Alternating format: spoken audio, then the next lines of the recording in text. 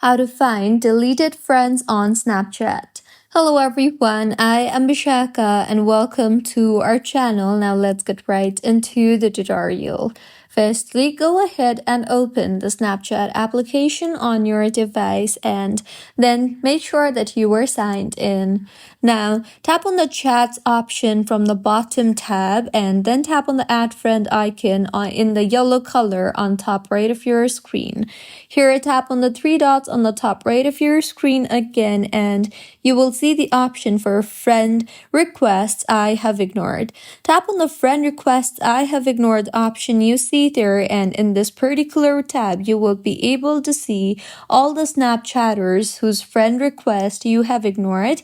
And this was about how you can find deleted friends on Snapchat. You can simply tap on the accept option you see there if you want to accept the friend request that they sent. So this was about how you can find deleted friends on Snapchat. If you find this tutorial helpful, please like the video and do comment if you have any queries.